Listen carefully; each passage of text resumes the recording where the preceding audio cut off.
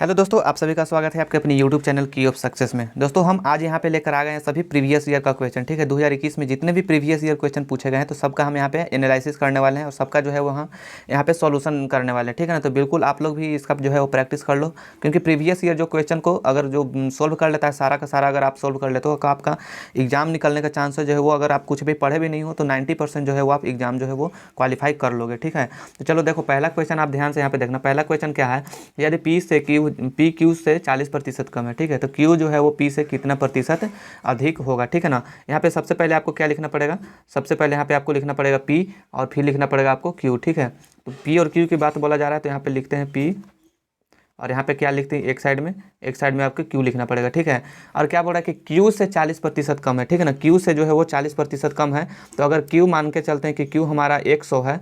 ठीक है, तो पी हमारा कितना होगा, 40% कम, यानी कि पी का मान कितना होगा, 60 होगा। ठीक है, अगर हमारा क्यू है 100 तो पी हमारा कितना होगा, पी का मान जो मान होगा वो कितना होगा, 60 होगा।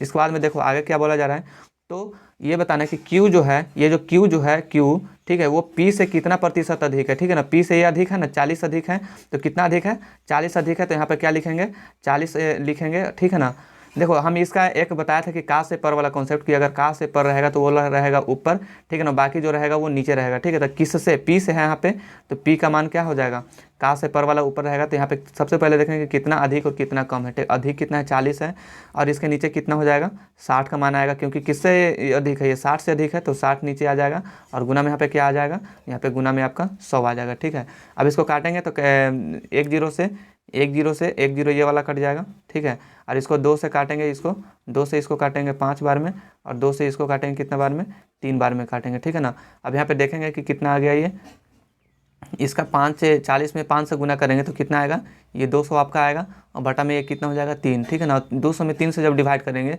तो कितना हो जाएगा, ये 3 छक्के 18। ठीक है, फिर आएगा तो 6 यहाँ पे फिर लिखाएगा। ठीक है, इसके नीचे देखो लिखते हैं 6.66% जो होगा ये आपका ऑप्शन हो जाएगा। ठीक है ना, यानी कि ऑप्शन नंबर 4। ठीक है, ऑप्शन नंबर 4 जिनका आ रहा था उनका बिल्कुल ही करेक्ट आंसर था। ठीक है, तो ये वाला समझ में आ गया होगा। चलो देखते हैं अगला क्वेश्चन। फर्स्ट नंबर क्वेश्चन समझ गए होंगे, देखो देखते हैं दूसरा क्वेश्चन। ठीक है ना, क्वेश्चन नंबर सेकंड देखना कि एक वस्तु को 15% की क्या है, छूट देने के पश्चात जो है वो 4777 में बेचा गया, तो वस्तु का अंकित मूल्य क्या होगा। ठीक है, वस्तु का क्या बोल रहा है कि अंकित मूल्य आपसे पूछा जा रहा है। ठीक है, तो अगर मानते हैं कि किसी भी वस्तु का कीमत कितना होता है, 100% होता है किसी भी वस्तु का कीमत। ठीक है, किसी भी वस्तु का कीमत कितना होता है, 100% होता है, और ये 15% की छूट देता है, यानी कि 15% छूट देता है। इसका मतलब यह है कि वस्तु का कीमत कितना, मतलब कितना में बेच रहा है वो, 15% की छूट देने के पश्चात वो जो है वो 85% में जो है वो उस वस्तु को क्या कर दे रहा है, बेच रहा है। ठीक है ना, और उस वस्तु को जब 15% छूट पे बेच रहा है तो इसका मतलब यह है कि 85% का मान जो है वो 85% का मान कितना है, 4777 रुपया है। ठीक है ना, ये 85% का मान हो गया, क्योंकि 15% वो क्या कर रहा था, छूट दे रहा था। ठीक है ना, अब देखो हम इधर क्या करेंगे कि इधर हम 17 से अगर डिवाइड देते हैं। ठीक है ना, इधर कितना से डिवाइड करेंगे, हम मान के चलते हैं इधर हम अगर 17 से डिवाइड करते हैं तो हमको दोनों तरफ जो है वो 17 से डिवाइड करना पड़ेगा। एक इधर भी 17 से, और हमको इधर भी हमको 17 से डिवाइड करना पड़ेगा। ठीक है, इधर भी हमको 17 से डिवाइड करना पड़ेगा। ठीक है ना, समझ रहे हैं बात को।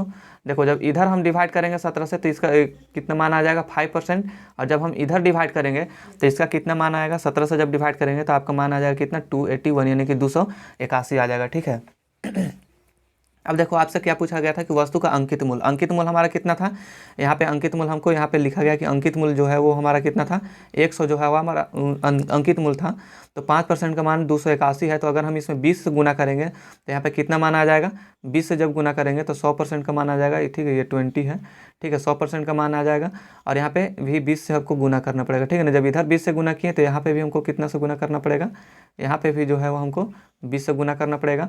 तो 2 में 1 से गुना करेंगे तो कितना हो जाएगा, 2 हो जाएगा, और 8 दूनी 16 की 6 हाथ में 1, 2 दूनी 4 और 1 5, और ये वाला 1 लास्ट में, ये वाला 0 यहाँ पे आ जाएगा। ठीक है ना, यानी कि 100% जो था उसका अंकित मूल्य था, तो इसका मान कितना आ गया, अंकित मूल्य का जो मान होगा वो आपका 5620, यानी कि ऑप्शन नंबर जो होगा, देखो ऑप्शन नंबर 3 जो होगा आपका बिल्कुल करेक्ट आंसर है। ठीक है ना, ऑप्शन नंबर 3 आपका बिल्कुल ही सही आंसर हो जाएगा। ठीक है, समझ गए होंगे। देखो अगला क्वेश्चन आपका, क्वेश्चन नंबर 3 देखना। क्वेश्चन नंबर 3 में क्या है, यू भी का जो है वो रेशियो दिया गया है 4:7 है। ठीक है ना, यू और भी का रेशियो कितना है, 7 है। ठीक है, यहाँ पे लिख देते हैं ई यू रेशियो भी का कितना है, 4 रेशियो जो है वो 7 है। ठीक है, इसके बाद में है भी और डब्लू का रेशियो। ठीक है ना, भी और भी रेशियो डब्लू का मान कितना है, भी रेशियो डब्लू कितना है आपका 9:7। आपसे क्या पूछा गया क्वेश्चन में, आपसे क्वेश्चन में पूछा है कि अगर यू का मान कितना है, यू का मान जो है अगर 72 है तो आपसे पूछा गया है कि डब्लू का जो मान होगा वो क्या होगा। ठीक है ना, यही आपसे क्वेश्चन में पूछा गया है।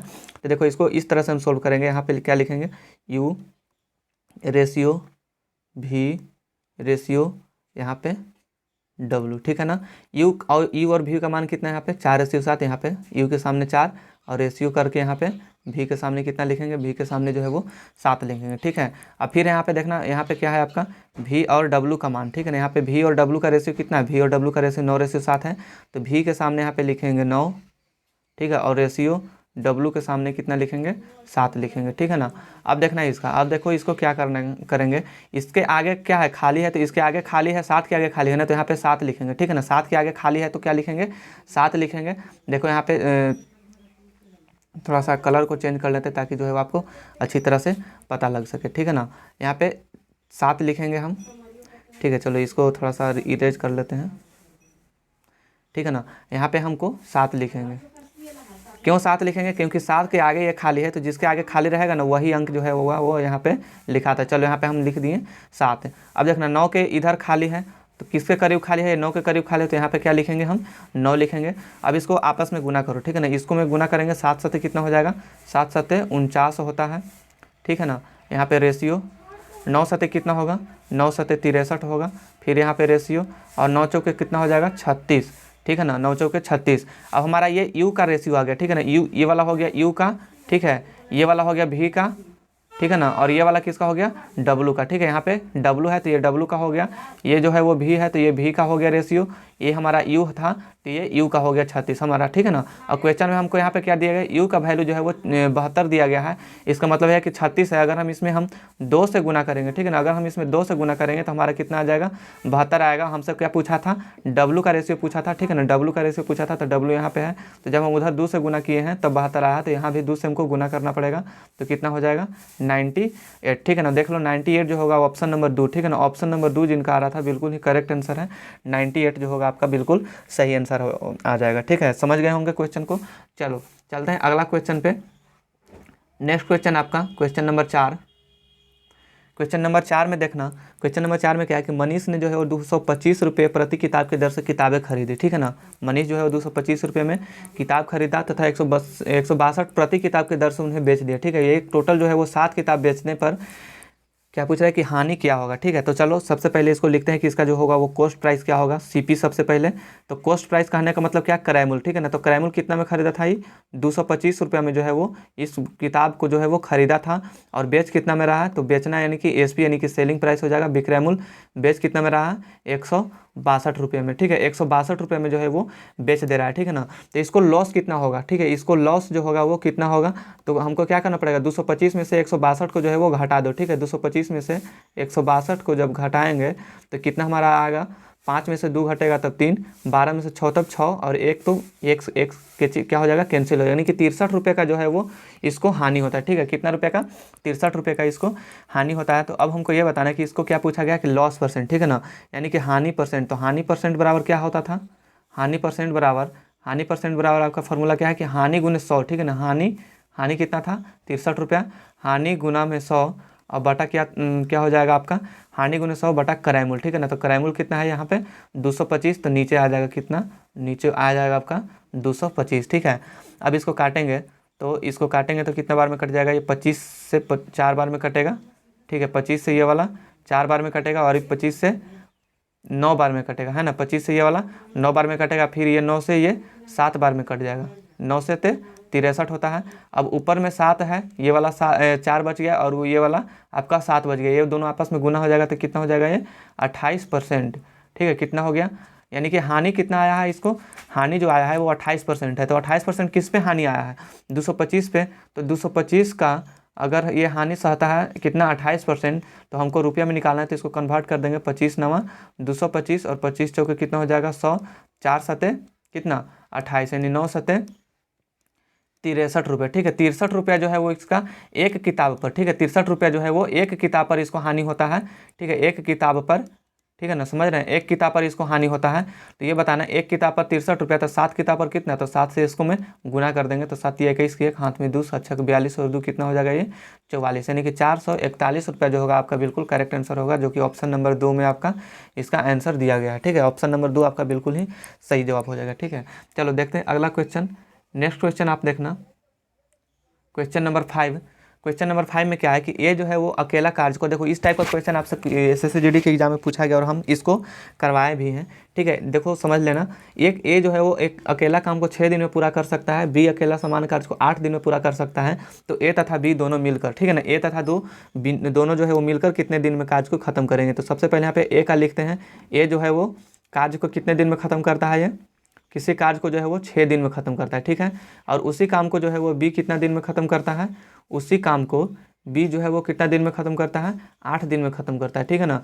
ये दोनों को हमको क्या निकालना पड़ेगा, ये दोनों का आप एलसीएम निकालो, ठीक है ना। जो एलसीएम निकल कर आएगा ये हमारा हो जाएगा टोटल वर्क, ठीक है ना, ये कुल काम हो जाएगा हमको, ठीक है ना। ये 24 जो आया है वो टोटल वर्क हो गया है, यानी कि 24 काम हमको करना पड़ेगा, ठीक है ना। अब बताओ कि ए जो है वो जो 6 दिन में करता है, तो 24 काम है, इसका मतलब है कि एक दिन में कितना काम करेगा, तो 6 से 24 में भाग दो, यानी कि एक दिन में जो है वो 4 काम कर रहा है। और ये 8 जो है बी जो है वो एक दिन में कितना काम कर रहा है, ये बी जो है वो 3 काम कर रहा है, ठीक है ना। 8 में 24 है तो 3, और 6 में 24 से भाग देंगे तो 4, ठीक है। ये जो हमारा आया ये एक दिन का काम है, ये कितना दिन का काम है, ये जो है ये हमारा एक दिन का काम निकल कर आ गया कि एक दिन में जो है वो ए 4 काम करता है, ठीक है ना। एक दिन में कितना काम, ए जो है वो 4 काम करता है, और बी कितना काम करता है, 3 काम करता है, ये एक एक दिन का काम आ गया, ठीक है ना। अब बताओ कि हमको ए प्लस बी दोनों का पूछा है, ठीक है। तो हम ऐसा याद रखना कि जब दोनों साथ मिलकर कर रहा है, यानी कि ए प्लस बी जो है वो हमेशा साथ मिलकर कर रहा है, तो इसका क्या है कि टोटल वर्क, ठीक है ना, टोटल वर्क। अब बटा में दोनों साथ मिलकर कर रहा है तो ए प्लस क्या हो जाएगा, ए प्लस में बी। अब बताओ कि टोटल वर्क यहाँ पे कितना है, टोटल वर्क 24 को टोटल काम है, ठीक है। टोटल काम कितना है, 24 गो है। और ए का काम कितना है एक दिन का, 4 गो, और ए बी कितना करता है, 3 गो, यानी कि टोटल कितना हो जाएगा, तो 24 बटा में 4 और 3 7, यानी कि 24/7 जो होगा आपका इतना दिन में जो है वो काम को खत्म कर देगा। ये आपका बिल्कुल ही सही आंसर हो जाएगा 24/3, यानी कि ऑप्शन नंबर फर्स्ट, ठीक है। जिनका ऑप्शन नंबर पहला आ रहा है वो उनका सही जवाब होगा, ठीक है ना। इसको याद रखना कि अगर दोनों एक साथ मिलकर करें तो टोटल वर्क बटे ए प्लस बी करता है, ठीक है ना। अगर ये दोनों अलग अलग करता है तो केवल अगर ए का पूछता एक दिन में कितना करता है तो केवल यहाँ पे ए लिखते, ठीक है ना। लेकिन दोनों पूछ रहा है तो दोनों को यहाँ पे ऐड करके टोटल वर्क में डिवाइड कर देंगे, ठीक है, समझ गए होंगे। चलो देखते हैं अगला question. Question number 6। Question number 6 में क्या है कि राजेश जो है 25 किलोमीटर प्रति घंटे की गति से अपने दफ्तर जाता है तथा 20 किलोमीटर प्रति घंटे की जो है वो अपने घर वापस आ जाता है। तो यदि कुल 9 घंटे लगता है, ठीक है ना, कुल कितना समय लग रहा है, 9 घंटा लग रहा है, तो उसे दफ्तर से, देखो इसको बहुत ही एकदम आसानी से इसको सोल्व करेंगे ट्रिक के माध्यम से, ठीक है ना। इसको ट्रिक के माध्यम से जो है इसको हम एकदम उड़ा देंगे, ठीक है। देखो सबसे पहले क्या बोल रहा है कि ये राजेश जो है वो 25 किलोमीटर क्या है, 25 किलोमीटर अपने घर से ऑफिस जाता है, दफ्तर जाता है, और फिर उधर से आता है कितना की स्पीड में, उधर से आता है 25 किलोमीटर प्रति घंटे की स्पीड में, ठीक है ना। जाता है 25 किलोमीटर प्रति घंटा की स्पीड में, वो आता है 20 किलोमीटर प्रति घंटे की स्पीड में, ठीक है ना। तो जब इस तरह का टाइम, इस तरह का आपको रहे कि ठीक है ना, आने वाला समय, ठीक है, जाता है और आता है, उसका चाल दिया रहा है और आपको समय भी दिया रहा है, टाइम इसका कितना लग रहा है, टाइम इसका लग रहा है 9 घंटा। तो इस तरह के क्वेश्चन के लिए आपको इसका में क्या पूछा है, आपको दूरी पूछा है, तो दूरी बराबर ऐसे ऐसे क्वेश्चन को दूरी बराबर क्या करेंगे, दूरी बराबर आपको क्या करना है, ए बी बटा में ए प्लस बी, ठीक है, ए प्लस बी गुने टी, ठीक है ना। ये चीज़ करना है आपको, ए बी बटे में ए प्लस बी गुना में टी। देखो यहाँ पे ए प्लस बी कब करना है, जब ये अपोजिट डायरेक्शन में चाल रहेगा तब, ठीक है ना। यानी कि एक है इधर से जा रहा है और एक उधर से आ रहा है, ठीक है ना। तो ये अपोजिट डायरेक्शन हो गया, जब दोनों एक ही साथ रहता, दोनों एक ही डायरेक्शन में जाता तो यहाँ पे माइनस होता, ठीक है। लेकिन अपोजिट डायरेक्शन है तो यहाँ पे जो है वो चाल को ऐड करेंगे, ठीक है। तो एक ए और बी का मान, ए और बी क्या होगा, ए हो जाएगा 25 और बी का मान 20, ठीक है ना। तो यहाँ पे 25 गुना में 20 करेंगे और बटा में ए प्लस बी, यानी कि 25 और 20 को जोड़ेंगे तो कितना हो जाएगा 45, और गुना टाइम कितना था इसका 9, ठीक है। इसको काटेंगे, 9 से 45 कट जाएगा 5 बार में, और 5 से 1 कटेगा आपका 5 बार में, 5 पचे 25 होता है, ठीक है ना। तो कितना आंसर आ गया, 20 पचे कितना हो जाएगा, 20 पचे 100 किलोमीटर का जो है वो दूरी तय कर लिया, ठीक है। तो इसलिए ऑप्शन नंबर जो होगा आपका बिल्कुल पहला ऑप्शन आपका बिल्कुल ही सही जवाब हो जाएगा, ठीक है ना। देखो इस टाइप का जो क्वेश्चन आएगा तो ये वाला ट्रिक आप लोग याद रखना, ठीक है ना, ए बी बटे ए प्लस बी इंटू टी, ये वाला ट्रिक जो है आपको याद रखना पड़ेगा, ठीक है ना, कोई दिक्कत। चलो अगला क्वेश्चन देखते हैं। नेक्स्ट क्वेश्चन, अगला क्वेश्चन में क्या है कि अनिल, दीपक तथा दिनेश जो है मिलकर किसी कार्य को 35 दिन में पूरा कर सकते हैं। अनिल तथा दिनेश मिलकर समान कार्य को 60 दिन में पूरा कर सकते हैं, तो दीपक अकेला समान कार्य को जो है वो कितने दिन में पूरा कर सकता है। ठीक है ना, देखना कौन कौन काम को कौन कौन जो है वो काम को कर रहे हैं। एक है अनिल, ठीक है, एक है अनिल और एक क्या है, एक कौन है आपका दिनेश। ठीक है ना, एक अनिल है और एक दिनेश है, ठीक है, और एक कौन है, दीपक है। ठीक है, एक है दीपक। ये जो है वो मिलके कितने काम कर रहे हैं, 35 दिन में पूरा कर सकते हैं। ठीक है ना, कितने दिन में, ये जो है वो 35 दिन में पूरा कर सकते हैं। और अनिल तथा दिनेश, ठीक है ना, ये और ये, ठीक है ना, अनिल तथा दिनेश जो है वो, अनिल तथा दिनेश उसी काम को, ठीक है, कौन कौन, ए अनिल और फिर दिनेश, ठीक है ना, अनिल और दिनेश जो है वो उसी काम को कितने दिन में कर रहे हैं, समान कार्य को 60 दिन में पूरा कर रहे हैं। तो आपसे क्या पूछा गया कि दीपक जो है वो अकेला समान कार्य को कितने दिन में पूरा कर सकता है। ठीक है ना, दीपक जो है वो ये बच गया, तो ये अकेला कार्य को कितने दिन में पूरा कर सकते हैं। ठीक है ना, तो जब भी इस तरह का क्वेश्चन आ जाए तो सबसे पहले इसका क्या निकालना है आपको, इसका सबसे पहले आपको एलसीएम निकालना है। ठीक है, जब इसका एलसीएम निकालेंगे तो कितना आएगा, ये इसका एलसीएम निकालोगे तो इसका एलसीएम आ जाएगा 420। 35 में 420 से डिवाइड करोगे तो इसको आ जाएगा, 35 में 420 से डिवाइड करेगा इसका आएगा आपका 12। और ठीक है, 60 में 420 को डिवाइड करोगे तो इसका आएगा कितना, 60। ठीक है ना, यानी कि ये तीनों मिल के जो है वो एक दिन में कितना काम करते हैं, टोटल ये काम हो गया। ठीक है, 420 जो आया एलसीएम, ये हमारा टोटल वर्क हो जाता है। यानी कि ये तीनों मिल के काम करेंगे तो एक दिन में 12 काम करते हैं, और ये दोनों मिल के काम करते हैं अनिल और दिनेश, तो ये एक दिन में 7 काम को पूरा करते हैं। ठीक है, तो आपको बताना क्या है कि जो है वो दीपक जो है, ठीक है ना, दीपक जो है वो अकेले काम को कितना दिन में करेंगे। ठीक है, तो देखो इसके लिए आपको बहुत ही आसान ट्रिक है। दीपक बच गया, ठीक है, ये तीनों का हमको पता है कि तीनों मिल के काम करता है 12 दिन में, एक काम को 12 दिन में करता है। ठीक है ना, और जो है वो ये 2 गो मिल के काम करता है, अनिल और दिनेश मिल के काम करता है 7 गो। इसका मतलब है कि कितना काम घट रहा है, 5 गो काम और घट रहा है। तो 5 गो काम किसका घट रहा है, ये दीपक बच गया है, दीपक इन लोग के साथ में भी शामिल नहीं है इसके साथ में, तो इसका कमवा जो है वो घट जा रहा है। तो दीपक का काम कितना हो जाएगा, दीपक का काम हम यहाँ पे निकालेंगे। ठीक है, दीपक का काम निकालेंगे यहाँ पे, तो कितना आ जाएगा हमारा, 12 में से 7 को घटाएंगे तो 5। ठीक है ना, ये दीपक का काम आ गया। और इसी को अकेले पूरा करना है तो 5 दिन जो है 5 काम एक दिन में करता है। ठीक है, तो इसको 420 को काम करना है। ठीक है ना, 5 काम एक दिन में करता है। तो दीपक का पूछा है ना, तो अभी जस्ट बताए थे हम, जब इस टाइप का क्वेश्चन आपसे आ जाए तो क्या इसको करना है टोटल वर्क। ठीक है, टोटल वर्क बटे ये किसका बोला गया है, किसका है, ये दीपक का है ना, दीपक का पूछा है आपसे, तो दीपक का जो है वो एक दिन का काम यहाँ पे लिखेंगे। टोटल वर्क कितना है, इसको टोटल वर्क 420 को करना है। और ये एक दिन में दीपक कितना करता है, तो एक दिन में जो है वो दीपक 5 काम करता है, तो 5 से डिवाइड कर देंगे तो कितना हो जाएगा, ये आपका 5 8 40 और 5 चौके 20, यानी कि 84 दिन। ठीक है ना, 84 दिन में जो है वो 84 दिन में दीपक उस काम को ख़त्म कर देगा। देखो ऑप्शन नंबर ए जो होगा वो बिल्कुल आपका सही जवाब हो जाएगा। ठीक है, समझ में आ गया होगा इस टाइप का क्वेश्चन, अब तो बन जाएगा आपसे। चलो अगला क्वेश्चन देखते हैं, 8 नंबर क्वेश्चन देखना। 8 नंबर क्वेश्चन में क्या है, एक राशि जो है वो चक्रवृद्धि ब्याज और 3 वर्ष में स्वयं का 5 गुना हो जाता है। बहुत ही इजी क्वेश्चन है। हम इस टाइप का क्वेश्चन जब हम पढ़ा रहे थे SI CI, तो इस टाइप का क्वेश्चन जब हम क्लास में करवाए भी थे। ठीक है, तो क्या है कि एक राशि जो है वो चक्रवृद्धि ब्याज पर 3 वर्ष में स्वयं का 5 गुना हो जाती है। ब्याज का संयोजित क्या है, वार्षिक किया गया है। ठीक है ना, तो कितने वर्ष में राशि स्वयं का 125 गुना हो जाएगी। ठीक है, देखो इसके लिए आपको बहुत ही आसान ट्रिक हम बता रहे हैं। देखो यहाँ पे क्या है, यहाँ पे आपका 3 वर्ष है ना, 3 वर्ष में कितना गुना हो जा रहा है, 3 वर्ष में जो है वो 5 गुना हो जा रहा है। तो चलो यहाँ पे देखते हैं 3 वर्ष में कितना हो रहा है, 3 ईयर्स में, 3 ईयर्स में जो है वो 5 गुना हो जा रहा है। ठीक है ना, 3 ईयर्स में कितना गुना, 5 गुना। और इसको 125 गुना, कहने का मतलब अगर यहाँ पे फिर से हम 3 ईयर्स का ऐड करें तो 5 गुना 25 गुना हो जाएगा यहाँ पे। ठीक है ना, ये कितना हो जाएगा इसका 25 गुना, क्योंकि ये अगला साल फिर यानी कि 3 साल के लिए। ठीक है, तो ये कितना हो जाएगा, ये बढ़ते जाएगा, 25 साल हो जाएगा। ठीक है, और फिर अगर 3 साल के लिए, फिर 3 साल के लिए अगर हम 3 ईयर्स फिर बढ़ा देते हैं साल, तो ये फिर कितना हो जाएगा, 25 पचे 125 हो जाएगा ये। ठीक है, कितना हो जाएगा 125। और आपसे क्वेश्चन में यही पूछा है कि 125 गुना जो होगा वो कितने साल में हो जाएगा, तो 125 गुना कितने साल में हो रहा है, 3 साल यहाँ पे, 3 साल यहाँ और 3 साल यहाँ पे, यानी कि टोटल को अगर हम ऐड कर दे टोटल ईयर को, तो कितना हो जाएगा, टोटल ईयर हमारा 9 साल जो होगा वो आपका बिल्कुल करेक्ट आंसर हो जाएगा, जो कि ऑप्शन नंबर ए में इसका आंसर दिया गया है। ठीक है ना, ऑप्शन नंबर ए आपका बिल्कुल सही जवाब हो जाएगा। तो जब गुना और गुनी वाला सवाल रहे तो आपको इस तरह से आपको हल करना है, बिल्कुल सही आंसर निकल कर आएगा। ठीक है, चलो अगला क्वेश्चन देखते हैं, 9 number question.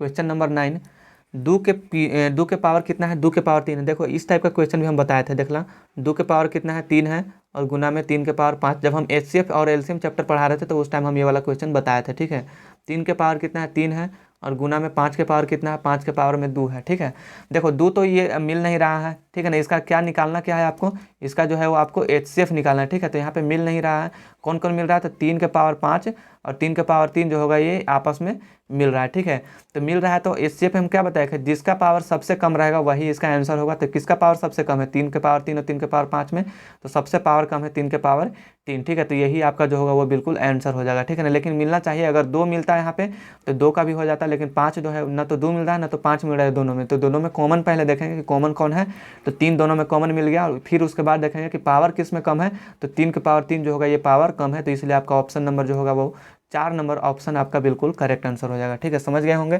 Highest common factor यानी कि HCF निकालने के लिए बोले जब पावर वाला ऑप्शन में, पावर वाला क्वेश्चन में, तो आपको क्या करना है कि सबसे कम पावर वाला, ठीक है ना, यानी कि मिनिमम पावर। ठीक है, मिनिमम पावर जो होगा वो आपका क्या हो जाएगा, HCF निकल कर आएगा। ठीक है, चलो अगला क्वेश्चन देखते हैं, क्वेश्चन नंबर 10।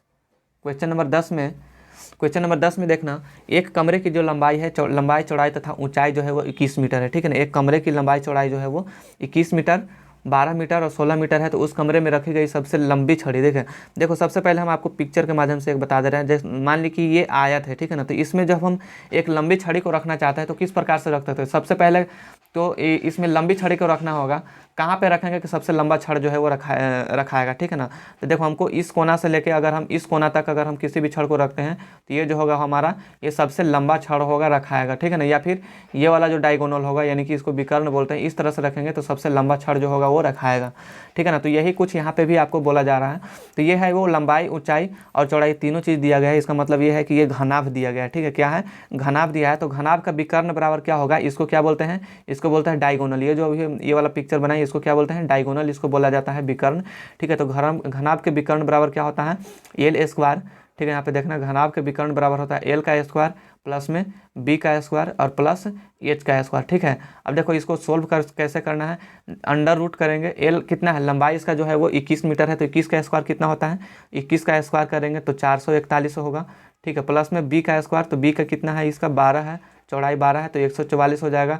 हाइट कितना है, इसका हाइट 16 मीटर है, तो 16 का स्क्वायर कितना होता है, 256 होता है। ये तीनों को जब आपस में जोड़ेंगे तो इस तीनों को आपस में जोड़ने के बाद कितना हो जाएगा, ये 841। ठीक है, ये तीनों को आपस में जोड़ेंगे तो 841 होगा। और जब इसको रूट से बाहर हमको निकालना है, ठीक है ना, जब इसको हम रूट से बाहर निकालेंगे 841 को तो कितना हो जाएगा, ये 29 का स्क्वायर। ठीक है ना, 29 जो होगा ये इसका बिल्कुल सही आंसर होगा, 29 मीटर। ठीक है, यानी कि ये जो छड़ का जो लंबाई होगा वो कितना होगा, 29 मीटर का छड़ जो है वो सबसे लंबा छड़ इसमें रख सकते हैं। ठीक है, तो ये वाला फॉर्मूला आपको याद करना पड़ेगा, किसका था ये, घनाभ, यानी कि घनाभ का है तो क्यूबाइड का जो ये था, क्यूबाइड का ये वाला फॉर्मूला था। ठीक है ना,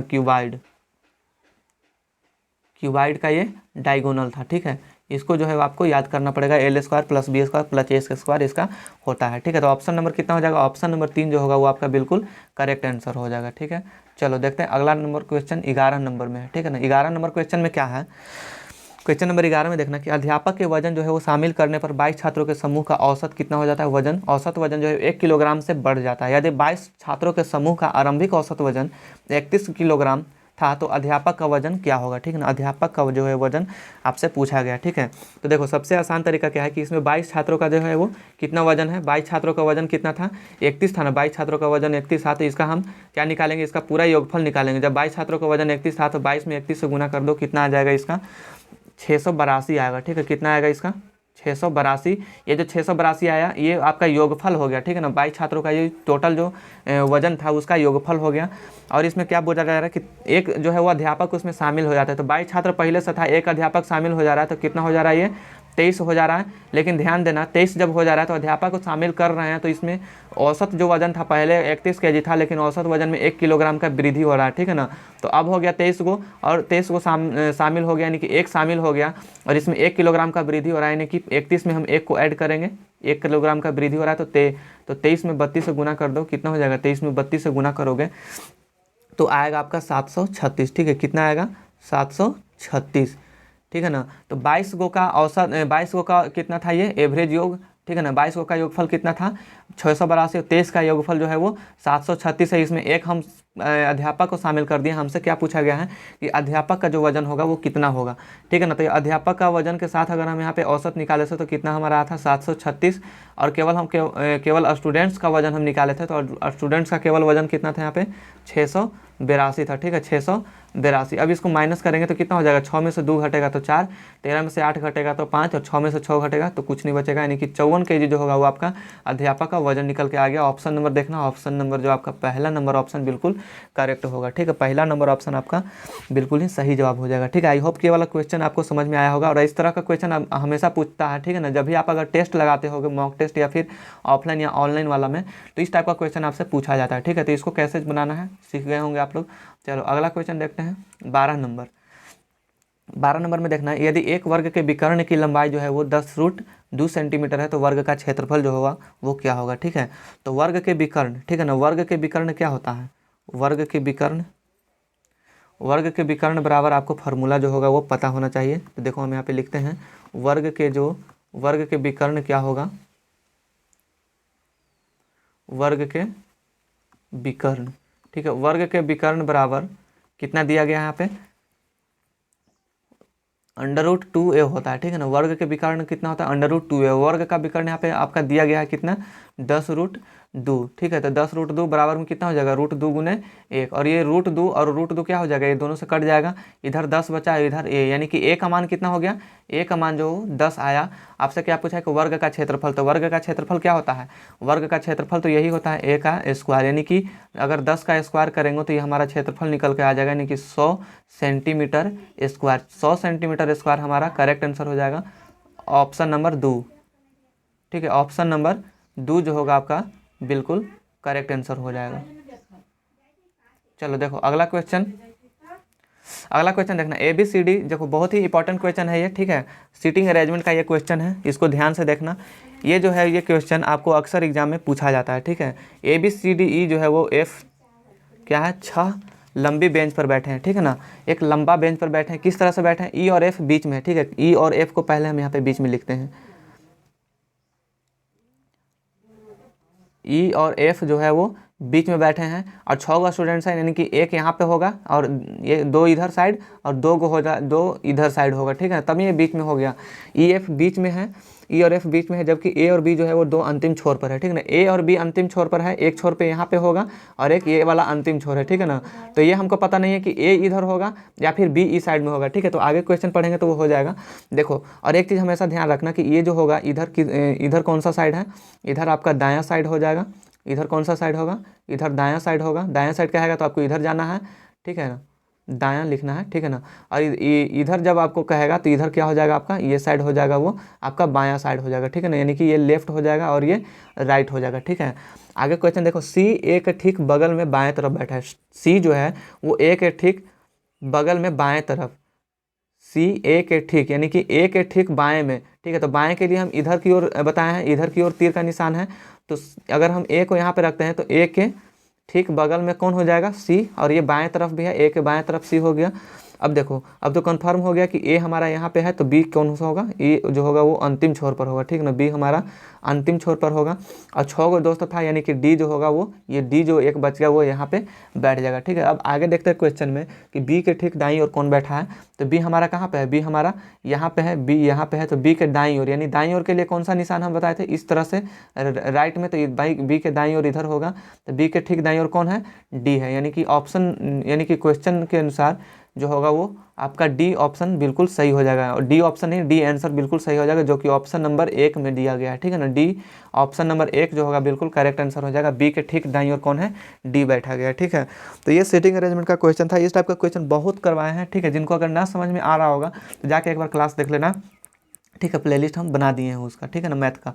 चलो देखते हैं अगला क्वेश्चन। नेक्स्ट क्वेश्चन है आपका, देखो नेक्स्ट क्वेश्चन क्या है कि पुनीत जो है वो 60 किलोमीटर गति से अपने दफ्तर जाता है, 90 किलोमीटर प्रति घंटे की चाल से जो है वो अपने घर वापस आ जाता है। तो पुनीत की जो औसत गति क्या होगा, ठीक है। इसमें कोई टाइम नहीं दिया गया है, सिर्फ इसमें चाल दिया गया है। तो इसका जो होगा वो औसत गति निकालने के लिए, यानी कि इस टाइप का जब आपसे क्वेश्चन पूछा और एवरेज निकालने के लिए रहे, तो इसके लिए बहुत ही लाजवाब ट्रिक है। क्या होगा, 2AB ठीक है, 2ab बटा में a प्लस बी, ठीक है, 2ab बटा में कितना हो जाएगा a प्लस बी, ठीक है। अब देखो यहाँ पे 2 है तो 2 लिखेंगे, a का मान कितना हो जाएगा 60 हो जाएगा, ठीक है, और b का मान कितना हो जाएगा 90 किलोमीटर प्रति घंटा, तो 90 हो जाएगा, और a प्लस बी यानी कि 90 और 60 को जोड़ के लिख देना है, तो कितना हो जाएगा ये 150 होगा, ठीक है ना। इसको काटेंगे 3 बार में 30 तिया 90, और इसको काटेंगे तो 5 बार में ये कट जाएगा, 5 से ये 60 को काटो कितना बार में कटेगा ये आपका कट जाएगा 12 बार में। ऊपर देखो ऊपर क्या क्या बचेगा 12 3 और 2, तो 12 3 36, 36 दूनी कितना हो जाएगा ये 72, ठीक है। तो 72 क्या आ गया 60 किलोमीटर प्रति घंटा में सब था, तो 72 क्या आ जाएगा किलोमीटर प्रति घंटा। आप देखेंगे कि ऑप्शन में किलोमीटर घंटा में नहीं है, सबका सब किस में है मीटर प्रति सेकंड में है। तो एक चीज़ आपको ये चीज़ याद रखना है, यहाँ देखो यहाँ पे लिखते हैं मीटर प्रति सेकंड और एक साइड में लिखते हैं हम क्या किलोमीटर प्रति घंटा, ठीक है ना। इस टेबल को आप लोग हमेशा याद रखना, जब आपका मीटर में रहा है 5 मीटर प्रति सेकंड, इसका मतलब यह है कि उसका किलोमीटर में कितना होगा 18 होगा। जब मीटर प्रति सेकंड में आपका 10 रहे तो इसका किलोमीटर प्रति घंटा में कितना होगा 36 होगा।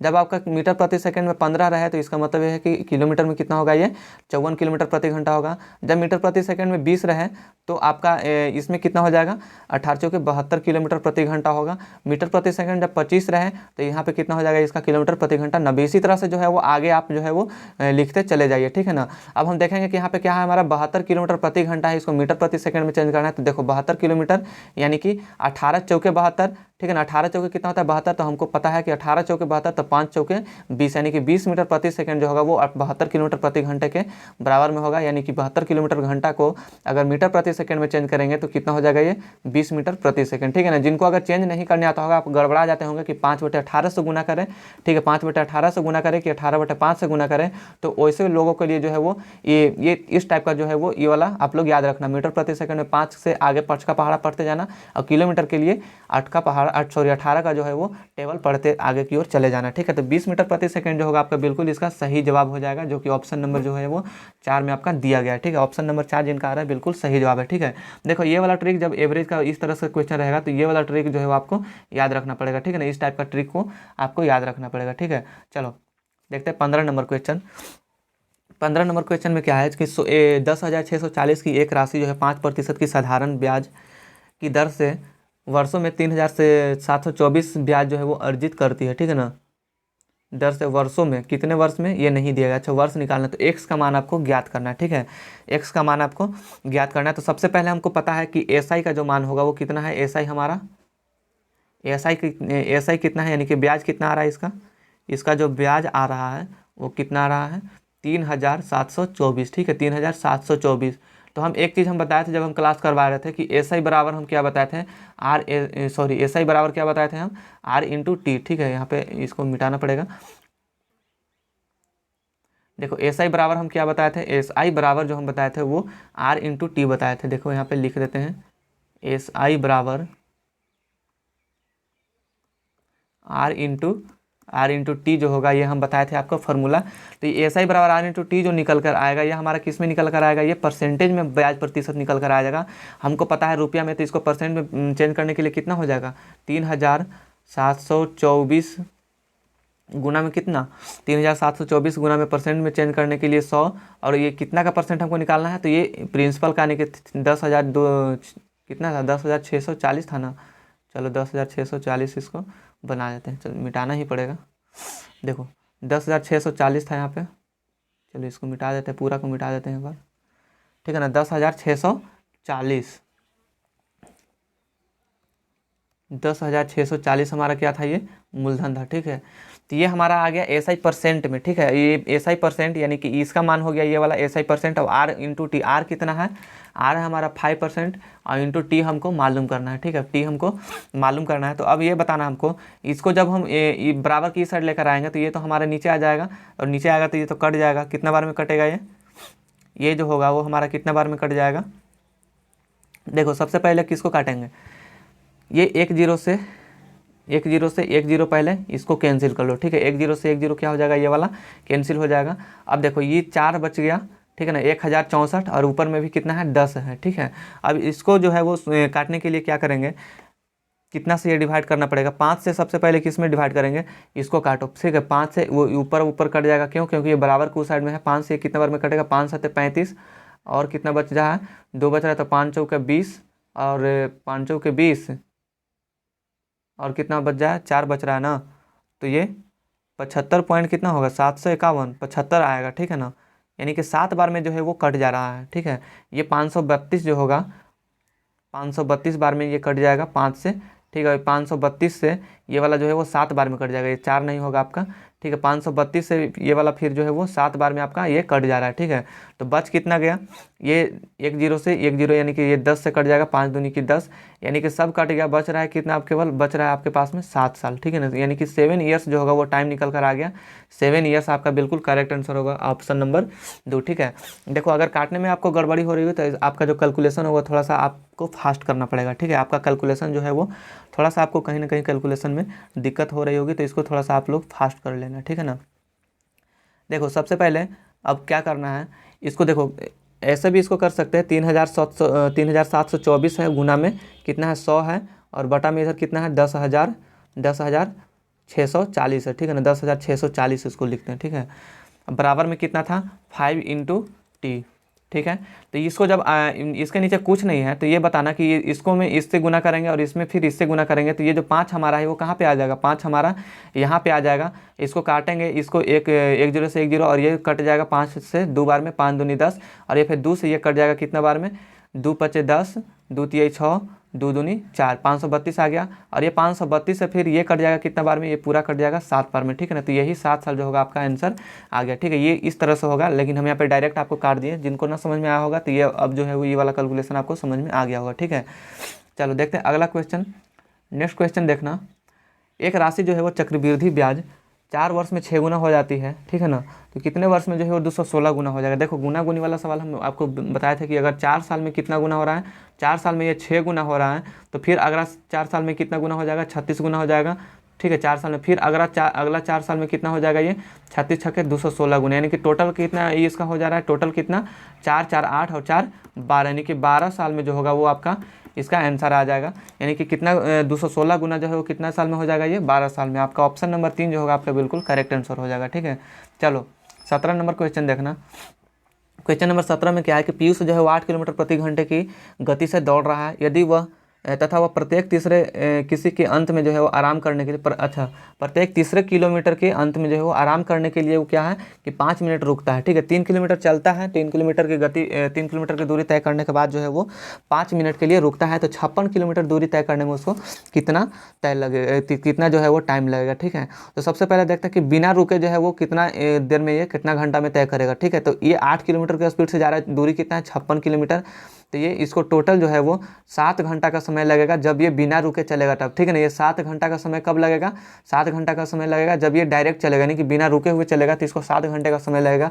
लेकिन ये रुक रुक के चल रहा है, हर 3 किलोमीटर पर ये रुक के चल रहा है, हर 3 किलोमीटर पर रुक रहा है। इसको 56 किलोमीटर जाना है, तो इसका मतलब ये है कि ये 18 बार रुकेगा, ठीक है ना। 18 तो 54 होता है, अब बच जाएगा 2 किलोमीटर। तो ये 2 किलोमीटर तो नहीं चले, 2 किलोमीटर चलने में नहीं रुकेगा, क्यों, क्योंकि क्वेश्चन में दिया गया है कि जब ये 3 किलोमीटर चलता है ना तब ये 5 मिनट का जो है वो आराम करता है, ठीक है। लेकिन अब 2 किलोमीटर है तो अगला जो है वो ये तो बिना रुके ही चल जाएगा 2 किलोमीटर। तो ये कितना जो है वो कितना बार रुकेगा, ये 18 बार रुकेगा 56 किलोमीटर की दूरी तय करने में, ठीक है।